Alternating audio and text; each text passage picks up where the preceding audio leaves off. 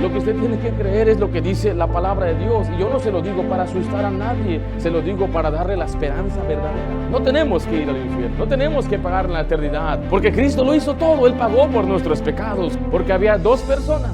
Había uno a su derecha y uno a su izquierda, y solamente el que creyó recibió la promesa de estar en la presencia de Dios. Solamente a uno le dijo: estarás conmigo. O sea, Dios no vino a salvar a todos, vino a salvar a todo aquel que cree. ¿A qué lado de la cruz se encuentra usted?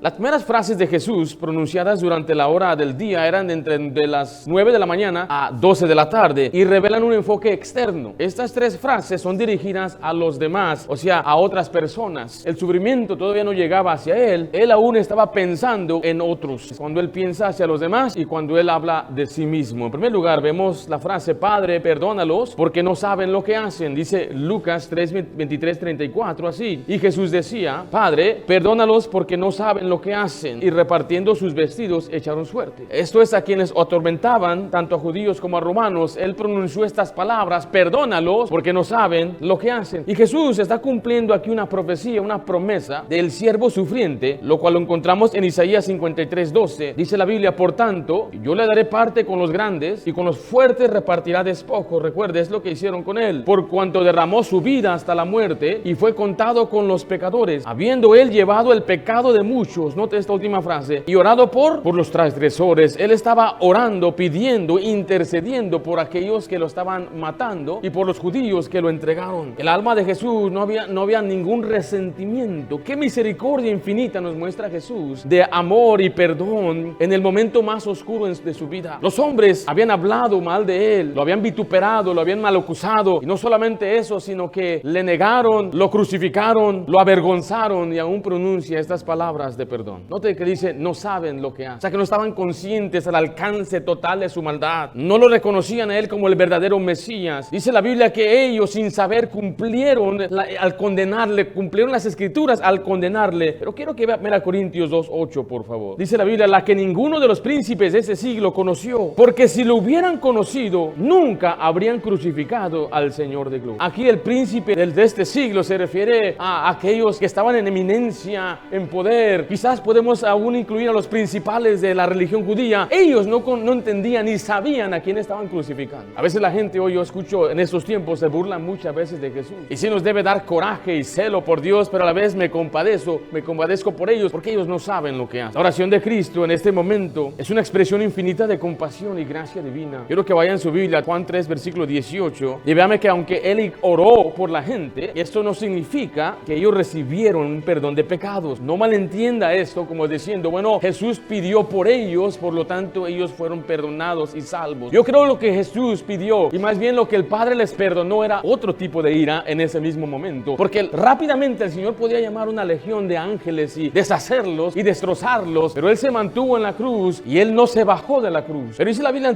en Juan 3:18: el que en él cree no es condenado, pero el que no cree ya ha sido condenado, porque no ha creído en el nombre del unigénito Hijo de Dios. Note que la condenación está en no creer en Jesucristo, en no poner su confianza en Jesús como el único Salvador. Si usted pone su confianza en otra cosa, bueno, usted está bajo condenación. Si usted pone su confianza en Jesús y otra cosa, o sea, no solamente Jesús, permanece bajo condenación. Y es nuestro anhelo que usted conozca la salvación bíblica, que solamente requiere creer, confiar en él. Pero lo que vemos en estas palabras es que Jesús es el supremo ejemplo del perdón. Vemos la importancia de perdonar a los demás. Y mire, y a veces quiero que usted comprenda esto: el perdonar a otros no es por el bien necesariamente de otros, es por el bien suyo. ¿Piensa usted que haciendo el perdón a otros o perdonando a otros está haciendo un bien a ellos? Quizás sí, pero el más grande beneficio de perdonar es el bien que se hace usted, porque usted no puede estar bien con Dios si usted no perdona a los demás. Y perdonar no necesariamente quiere decir reconciliar. Mucha gente piensa que entonces tengo que empezar de cero como que si nada pasó. No, absolutamente no. Pero usted no debe albergar nada de resentimiento resentimiento en su corazón, ni enojo, ni ira, porque usted mismo va a ser perjudicado, perjudicada. Todos los días de su vida va a ser un mal en su alma, en su vida, que se va a convertir en un odio y de un odio a una amargura. Y tenemos que tomar la decisión de perdonar a aquellos que nos ofenden y nos lastiman, porque todos vamos a experimentar aflicción y dolor en la vida. Alguna vez vamos a ser atacados por nuestros enemigos, o sea, el diablo y los que él usa. En otras ocasiones vamos a ser atacados por la gente que amamos, vamos a ser lastimados por la gente que usted y yo queremos. Y es imposible pasar esta vida sin ser lastimado por otro. Oh, no es mi anhelo y es mi deseo que haya armonía entre las familias y amigos, pero no siempre va a ser así. Y si en algún día alguien me ofende, hay personas que yo he perdonado, pero no me sentaría a comer con ellos. O sea, tenemos que comprender esto. No es pecado eso, no tiene que volver de nuevo como que si nada sucedió, pero que no haya nada en su corazón resentimiento. Jesús nos da el ejemplo de perdonar. En Marcos 11:25 dice la Biblia: y cuando estéis orando, perdonad si tenéis algo contra alguno, para que también vuestro Padre que está en los cielos os perdone a vosotros vuestras ofensas. Porque si vosotros no perdonáis, tampoco vuestro Padre que está en los cielos os perdonará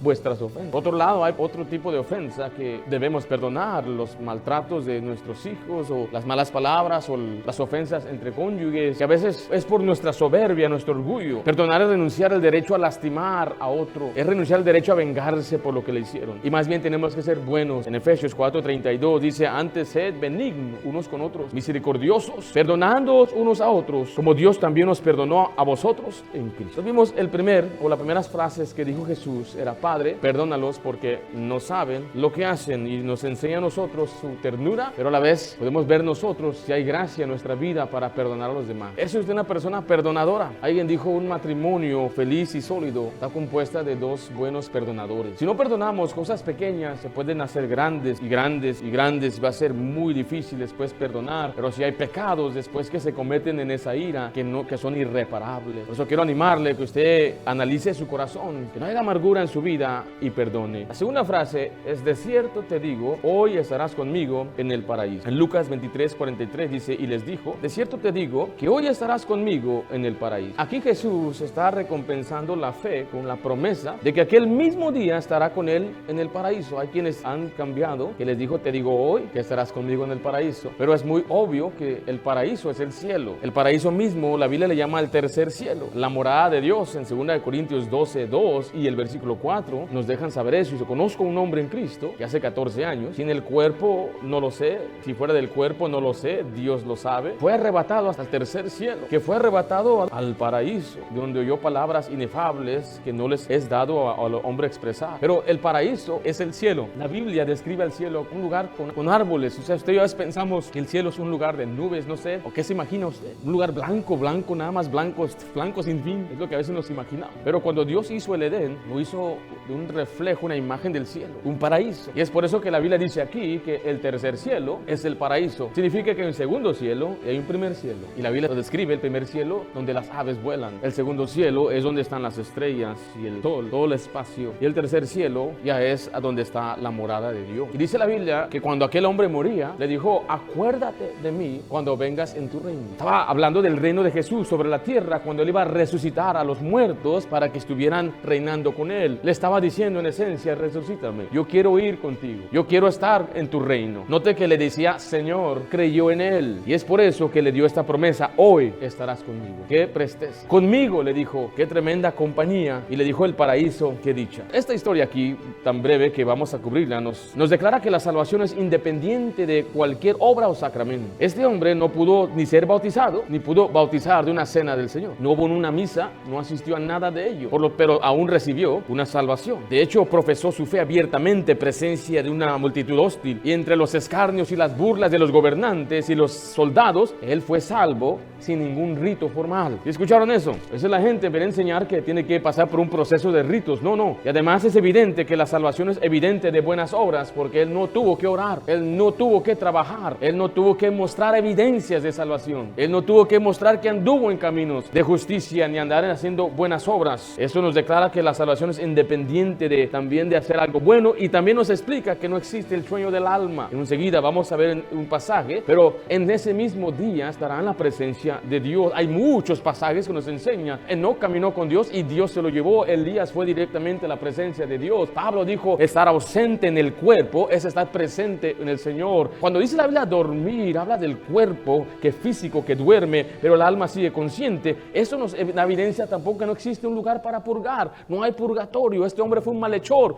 un homicida, un maleante, y dijo la Biblia, dice el Señor: en ese momento, hoy estarás conmigo en el paraíso. No habrá un proceso de purgarte y limpiarte. Podemos observar que la salvación tampoco es algo universal. O sea, Dios no vino a salvar a todos, vino a salvar a todo aquel que cree, porque había dos personas, había uno a su derecha y uno a su izquierda, y solamente el que creyó recibió la promesa de estar en la presencia de Dios. Solamente a uno le dijo: estarás conmigo. En Filipenses 1:23 nos da esta esperanza: mire, porque de ambas costas estoy puesto en estrecho, teniendo deseo de partir, es la siguiente frase ahí, y estar con Cristo, lo cual es muchísimo mejor. Del lado de Jesucristo uno puede ir al cielo y el otro va al infierno. ¿A qué lado de la cruz se encuentra usted? Si usted ha recibido a Cristo, tiene la promesa del Padre. Si no ha creído en Jesucristo, mire, es que dicen algunos, es que quieren asustar. Yo no estoy para asustar a nadie. Se asusta con lo que yo les predico aquí. No me hacen caso muchos. Lo que usted tiene que creer es lo que dice la palabra de Dios, y yo no se lo digo para asustar a nadie, se lo digo para darle la esperanza verdadera. No tenemos que ir al infierno, no tenemos que pagar en la eternidad, porque Cristo lo hizo todo. Él pagó por nuestros pecados y nos da una tremenda promesa donde Él recompensa la fe con llevarnos a su presencia.